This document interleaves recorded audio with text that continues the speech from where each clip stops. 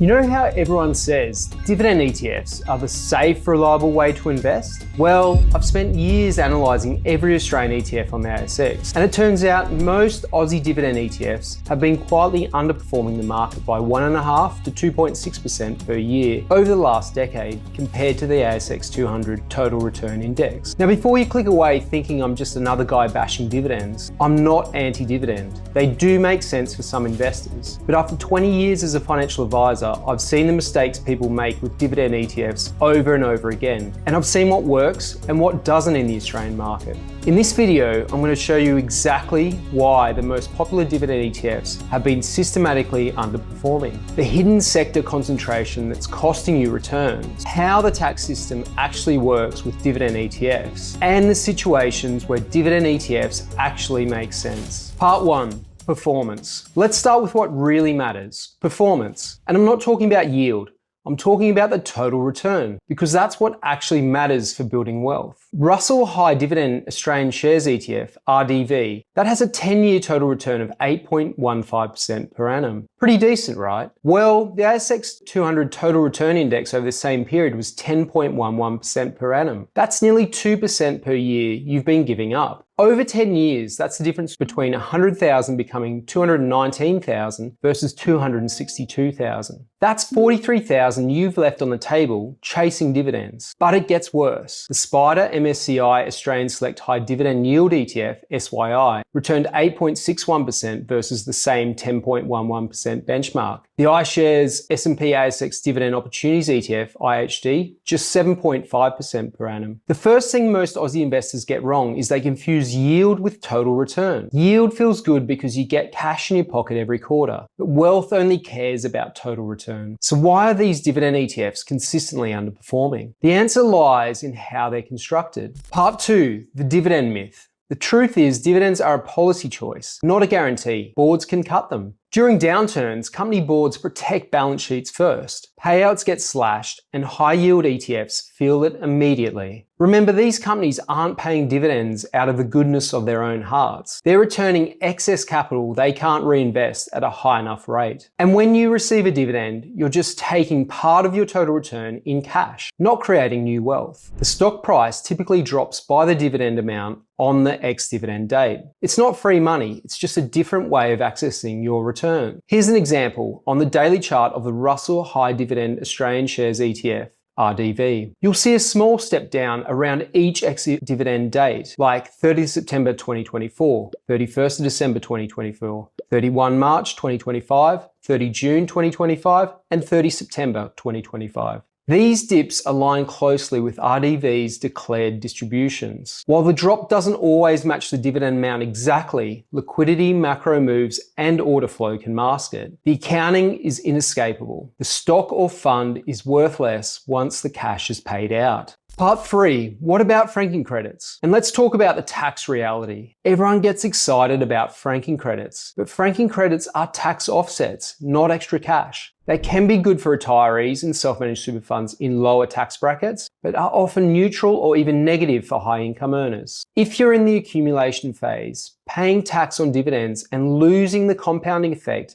when cash is forced out of your investment can actually work against you and your long-term growth. Always check with your accountant whether franking credits make sense for your tax bracket. And don't get me started on the AMIT regime. These ETFs pass through taxable income components, capital gains, foreign income, franking via AMMA statements. It's administratively complex and can create cost-based adjustments that'll give your accountant nightmares. Expect extra line items at tax time and occasional cost-based tweaks.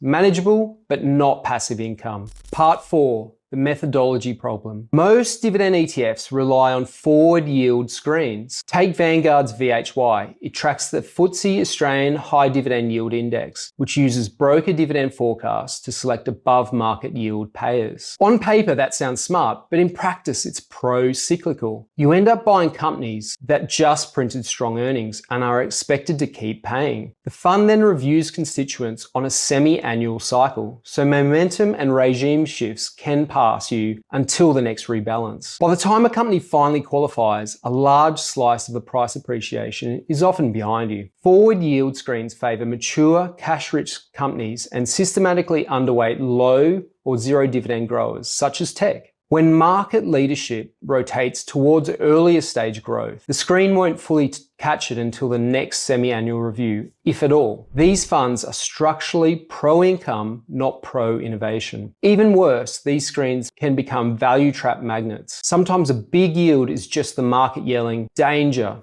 BetaShares actually filters out yields above 12% as a risk flag, which is an admission that high yield can signal distress. The frequent rebalancing to maintain high yield also adds trading costs and turnover that eat into your returns. You're paying fees to chase yesterday's winners while missing tomorrow's opportunities. Part 5, the concentration trap. One of the biggest misconceptions about dividend ETFs is that they provide broad diversification. But let's look at the facts. Again, we'll look at Vanguard's Australian Shares High Yield ETF, VHY. According to their August 2025 fact sheet, the fund's allocation to technology is just 0.1%. Let me repeat that, 0.1% in tech. That number isn't an accident. It's a byproduct of the forward yield screens we talked about earlier. These systematically exclude low or zero dividend innovators, especially in the sectors like tech. So while the world was racing into AI, robotics, and automation, VHY had virtually no exposure to the growth engines driving global returns. Meanwhile, consider something like AINF, the Global X Artificial Intelligence Infrastructure ETF,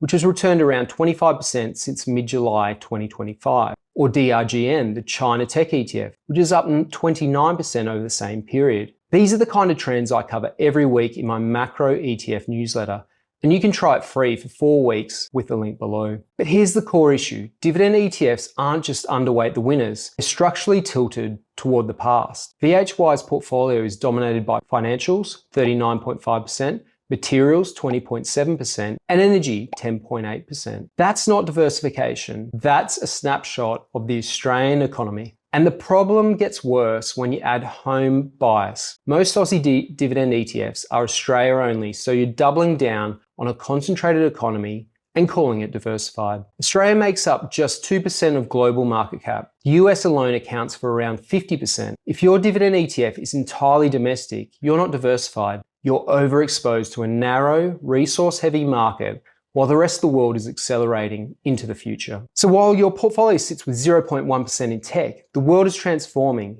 and you're not just missing out on returns, you're missing out on the future. Part 6, what to do instead. Now, I'm not completely anti-dividend. There are times and situations where dividend ETFs make sense. If you're a retiree needing predictable cash flow and you benefit from franking refunds, dividend ETFs can work. If regular income stops you from panic selling during market downturns, that behavioral benefit might outweigh the performance drag. But if you're still accumulating wealth, if you want exposure to the growth engines of the future, you need a total return, research-led approach. Here's what I recommend. Use a core and satellite approach. Put 70 to 80% of your portfolio in broad-based, low-cost ETFs that give you global diversification, something like Vanguard's diversified growth options. Then use the remaining 20 to 30% for targeted exposure to themes and sectors that dividend screens miss. AI, infrastructure, robotics, China, tech, but size them appropriately and rebalance them regularly. These are the kinds of ETFs we highlight every week in the newsletter. It's $40 a month or save 20% with a yearly plan. Take Atom, the nuclear power ETF, up 43% since the 26th of August. Or XMET, which returned 30% over the same period. Remember, yield is the sizzle, total return is the stake. Over 10 years, RDV, SYI, and IHD all trailed the market. 2 percentage points per year might not sound like much, but it's retirement-changing money. Thanks for watching, and I'll see you in the next one.